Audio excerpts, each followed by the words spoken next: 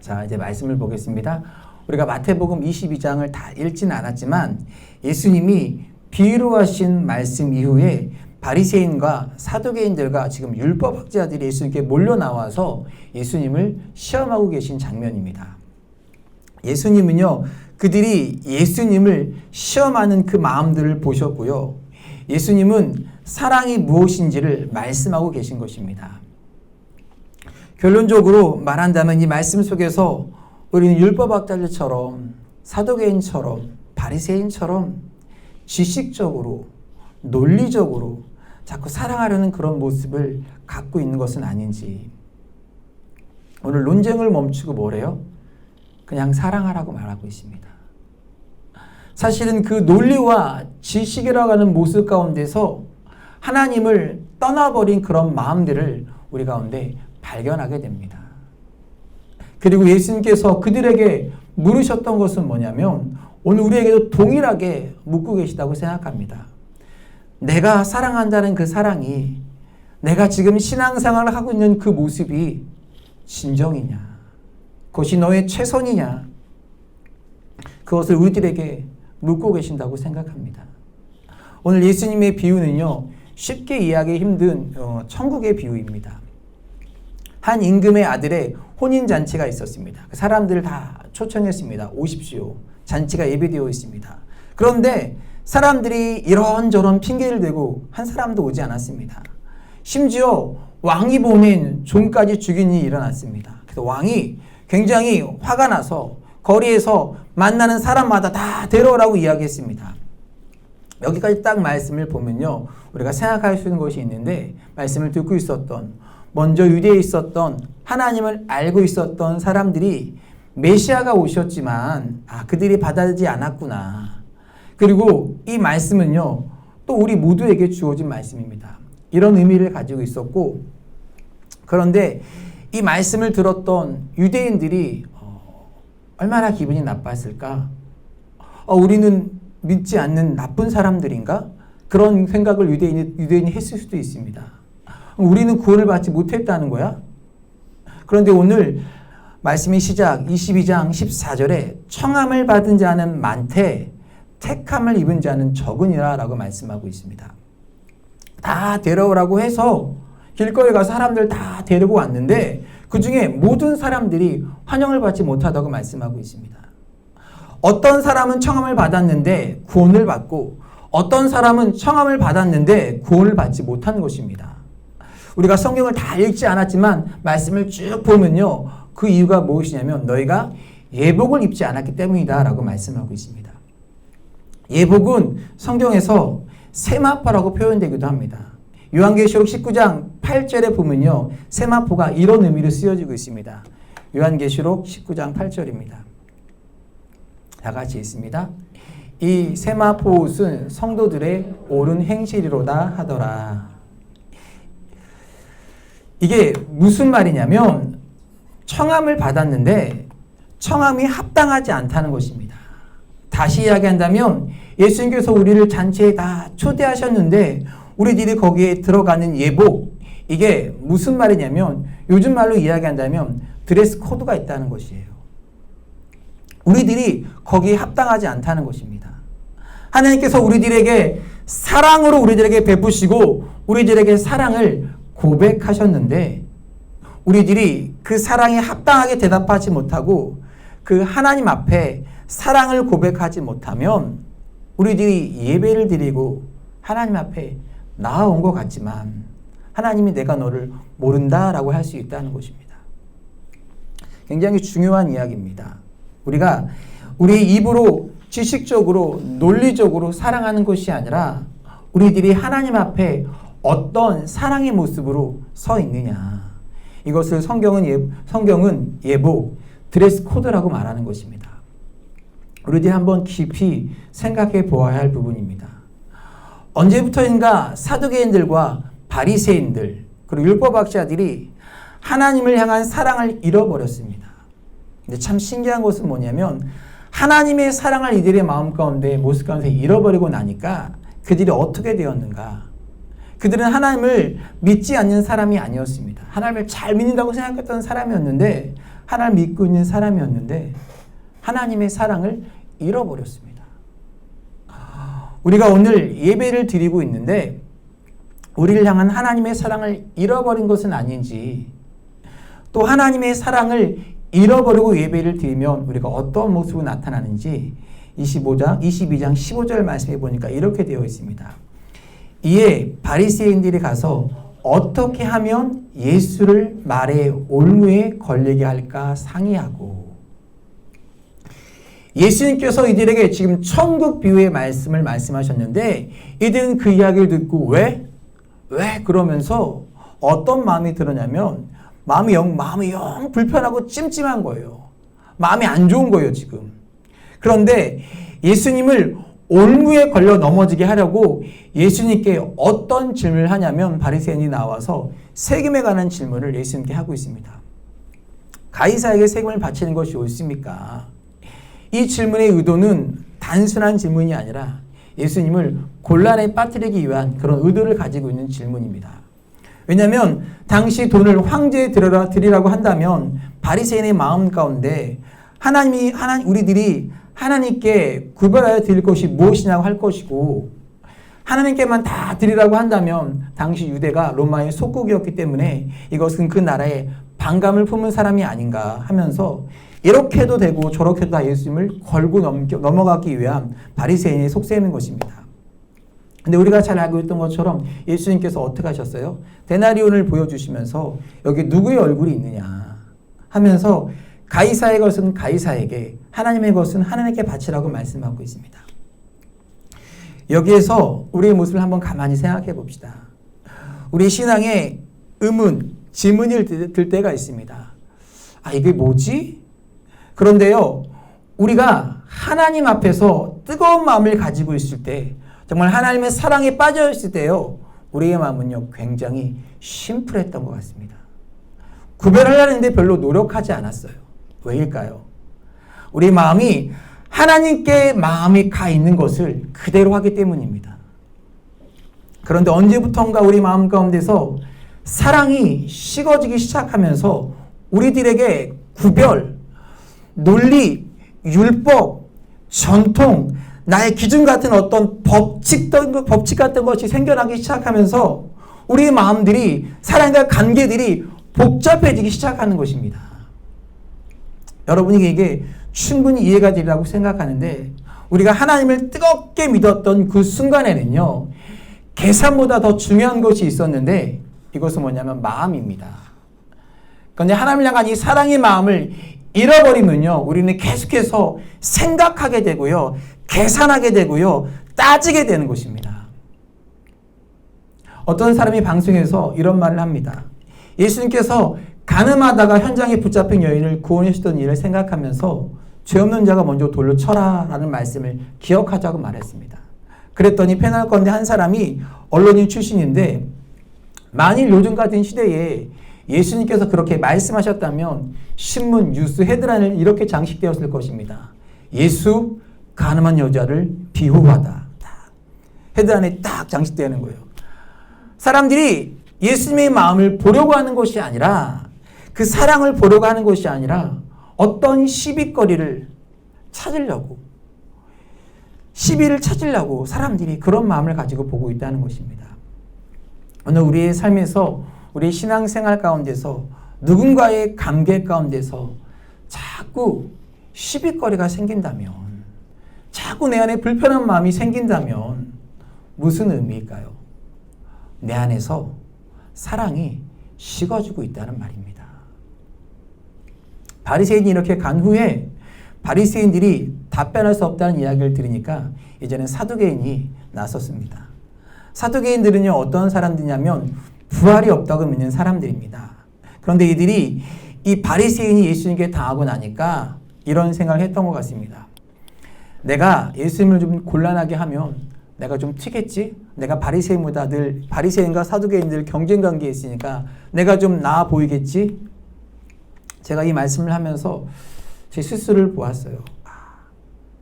이 말씀을 보는데 누구 생각이 나고, 그래, 걔가 늘 그러더라. 걔가 늘 그래.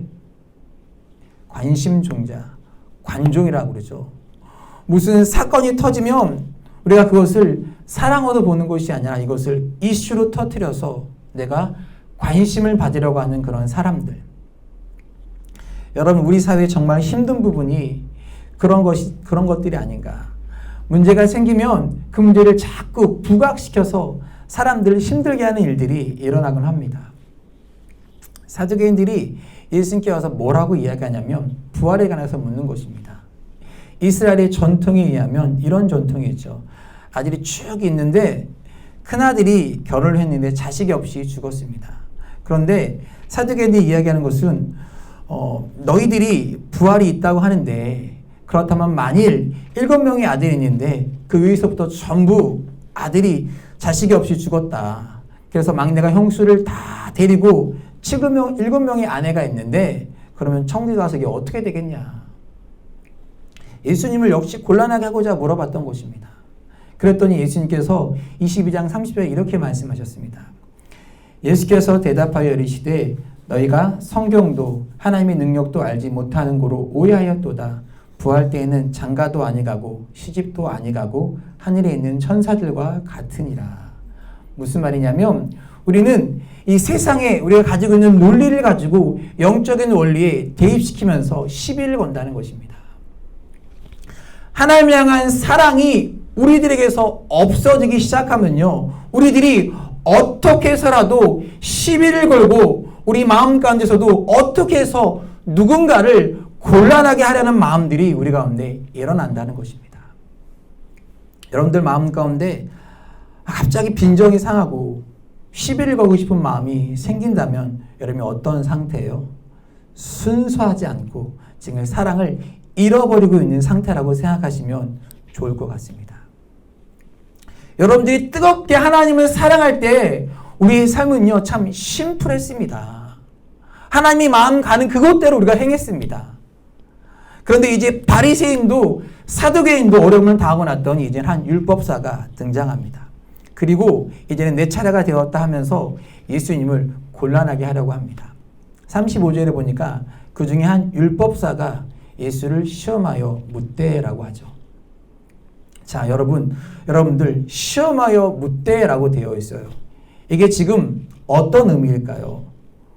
내가 누구를 시험해요? 예수를 시험합니다. 이 말은 내가 예수님보다 위에 있다는 말이에요.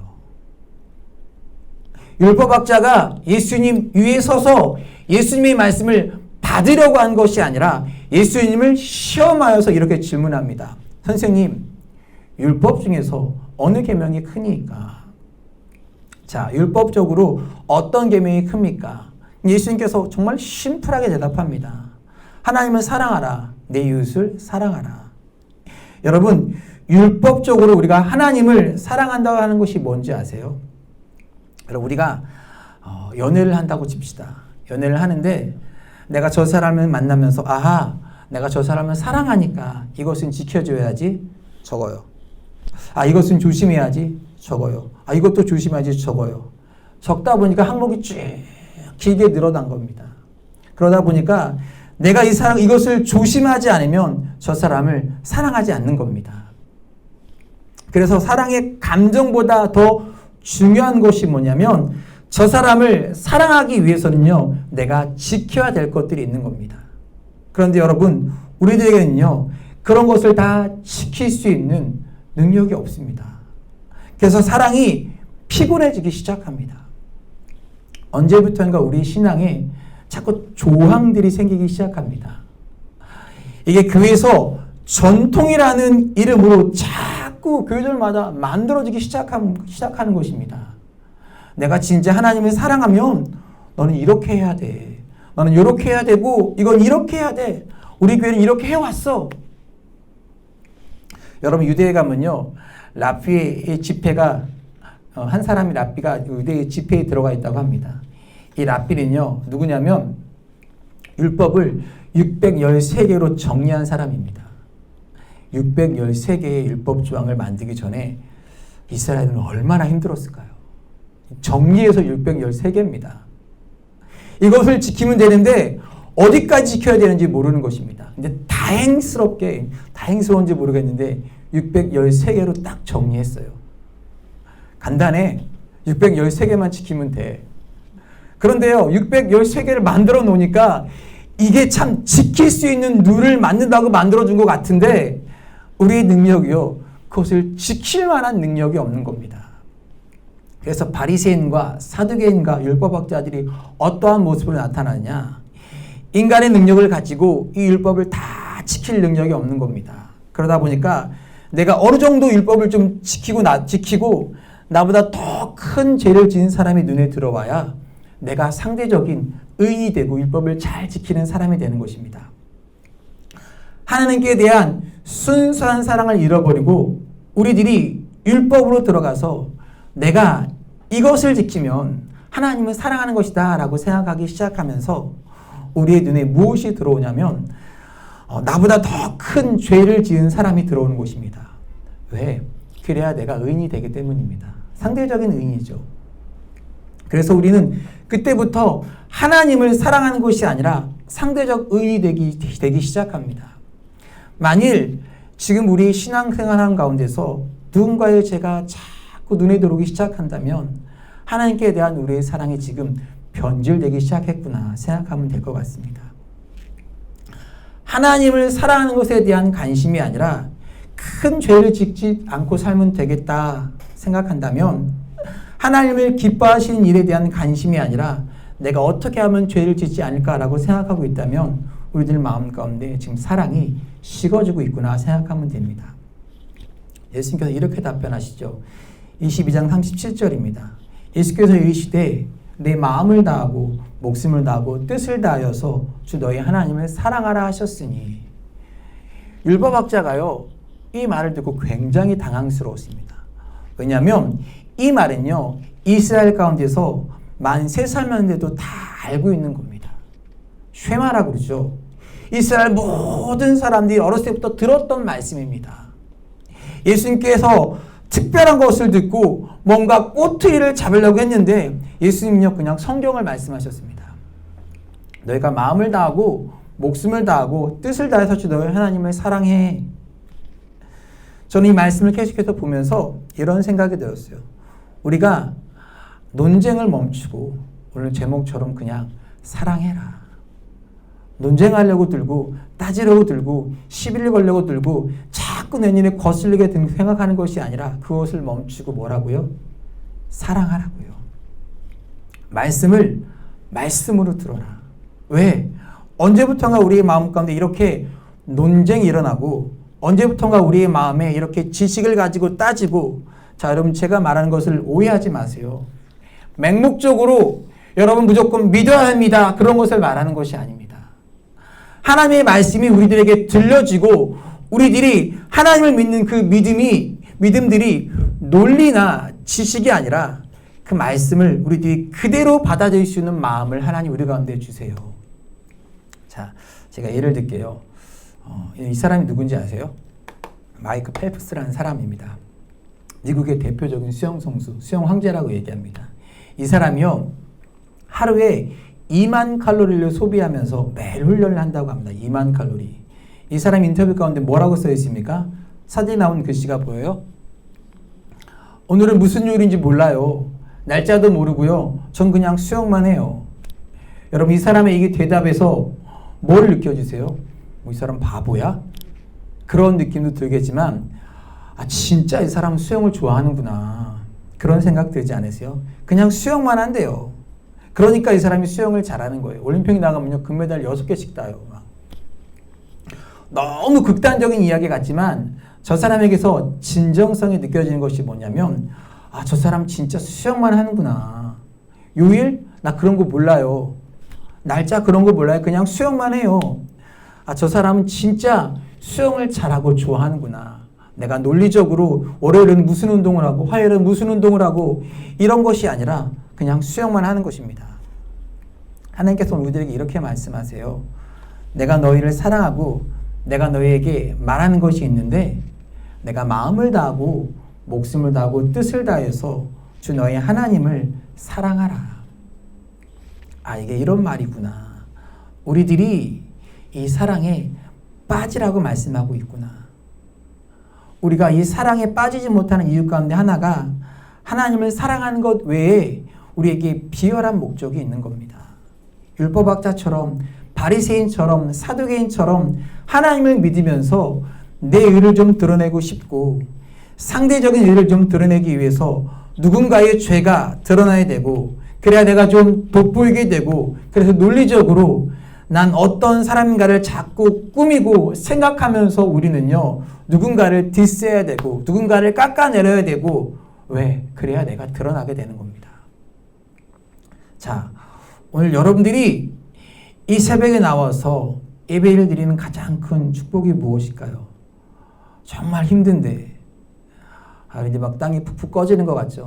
어깨 위에 뭐가 올라있는 것 같이 몽롱하고 지치고 이 성도들의 삶 가운데서 이렇게 피곤하고 힘든데 하나님 다른 것은 다 빼고 그냥 우리 성도들의 마음 가운데 이것이 믿음의 추억이 되었으면 좋겠습니다. 하나님 내가 이렇게 살아가는 동안에 이 새벽에 내가 뜨겁게 올라왔던 이 마음 정말 그 마음이 나에게 귀하구나. 다른 사람들과 여러분 비교할 필요 없습니다. 그냥 평소보다 일찍 일어나서 하나님 어디에도 계시지만 차를 몰고 오고 괴차를 타고 오던 내가 성전에 올라와서 함께 예배하고 싶어서 운전을 하고 나왔던 사모하고 나왔던 그 마음이 너무너무 감사한 겁니다. 오늘 찬양 힘들고 지쳐 낙마하고 넘어져 일어날 힘 전혀 없을 때 그래 그때 하나님이 나를 이렇게 세워주었던 하나님의 손길이 너무너무 간절해서 하나님 저 여기 나왔습니다. 그 마음이 너무너무 감사하고 그 마음을 붙들고 우리가 잊지 않고 살아가려고 우리를 붙잡아 주셨던 불러주셨던 그 첫사랑을 우리들이 잊지 않고 살아가려는 그 마음을 붙들려고 주님 제가 논리나 계획이나 의도나 논쟁으로 사랑하는 것이 아니라 저에게 하나님의 사랑을 주세요. 그래서 내가 살아갈 수 있는 내 삶의 모습이 드러나게 하여 주옵시고 하나님의 그 사랑을 고백하게 하여 주옵소서. 오늘 이 새벽에 우리들이 함께 기도할 때 논쟁적으로 지식적으로 사랑하는 것이 아니라 내가 주님을 사랑합니다. 나를 부르신 하나님을 내가 찬양하고 감사합니다. 그런 고백이 이 새벽에 여러분과 내 있기를 간절히 소원합니다.